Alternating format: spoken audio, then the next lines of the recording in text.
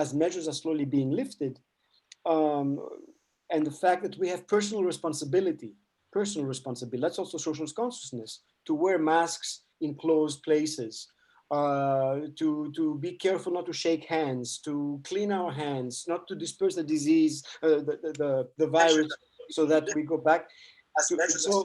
So the idea was sort of to see whether we can look at different facets of the social consciousness and whether there's a new tendency developing.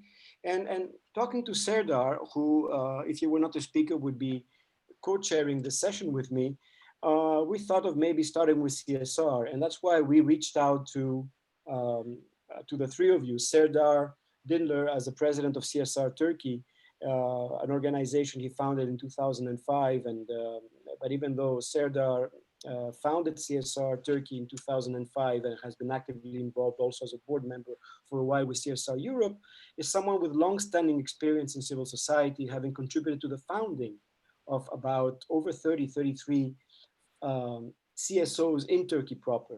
And he has a big professional involvement at the British Council. I met him at Kadir Has University about 10 years ago when he was there running the Lifelong Center. And that's how I learned a lot about CSR and how academia could be involved. And he's also done work with a major American NGO dealing with migration. And so as we were talking, we thought, okay, maybe we should reach and get other examples. Marina is someone that I have met through Serdar at a couple of CSO events, either at Kadir Has University in Istanbul and even in Brussels. She has been very actively involved. She is Ms. CSR in Ukraine with her organization called the Center for Corporate Social Responsibility Development, which is basically CSR Ukraine, which has been around for about 11 years now. And Marina has been very, very active in having the first online course of CSR, on CSR in Ukraine, as the initiator and founder of sustainability crash courses for hubs, incubators, and businesses, consulting on a number of projects, and also bringing in the issues of gender and gender equality. And also someone who has started a very nice initiative, which Serdar and I have also launched in Turkey, which is CSR Youth Ambassadors. It's how you get the new generations also involved in these activities. And when you give someone who is younger a title, that person carries that well and tries to become an ambassador for this and to their peers. And then our third speaker is a countryman, a fellow countryman, Alexandros Kostopoulos, who I met actually at a CSR training in Warsaw a couple of years ago, where we were getting trained. I was there with Serdar and others, and we were getting trained about how to become trainers on CSR and pass this information on as a multiplier event to our peers. And he is the business development manager of CSR Hellas and currently a member of the board of CSR Europe. Has previously been a co-founder of CSR Cyprus, and he's an external partner there. Has worked for the UN Global Compact Network Hellas in Greece, and also is very active in terms of writing chapters relevant to stakeholder management and stakeholder agriculture and different SDG trainings. And therefore we thought this would be a nice little regional sort of approach at trying to see what CSR, the role of CSR during the pandemic. But we'll talk about CSR specifically in the second round of questions. I would like to start with basically the first round, which is allow our speakers to speak briefly as to what actually companies have done in their countries during the pandemic. And maybe I'll start with the lady, Marina, to tell us a little bit about, if you don't mind. Otherwise, I can give the floor to someone else. Is it okay with you? Yes, Marina? yes, it's okay. Right.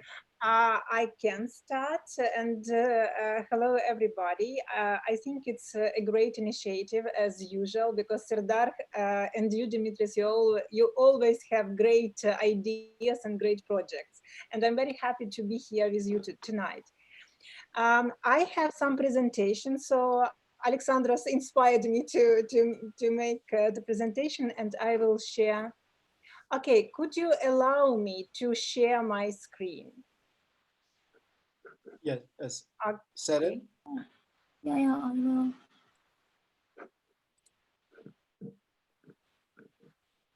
Yeah. Okay. I think now you can.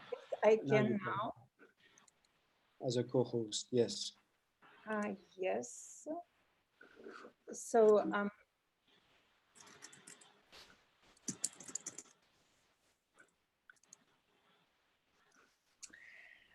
so I decided to take just these 2 months, and I should say that business was very quick in Ukraine to try to get adapted to this new reality, although it was a shock also. We made several surveys among our businesses, and we can say that for companies, there were 3 key priorities. First is business operations. So how to continue them smoothly, because you know that this coronavirus has and quarantine has impact on small and medium businesses, for example, on big production companies. And sure, it was very important for companies to have this continuity of business. The second is employees. What to do with employees, with their health and safety, with their salaries, how to keep their salaries, how to help them to get used to this remote work.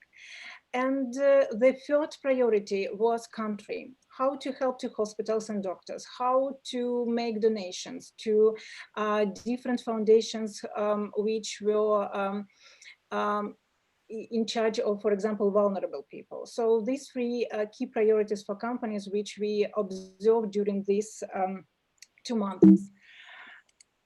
What we have done, and I think it's very important to help business to be visible, to have a word about their activities. So that's why we made so special media project with 20 companies, where we ask them how is their CSR now, what did they learn about this. We also made survey among businesses, and we put 3 key topics: healthcare, employees, and education.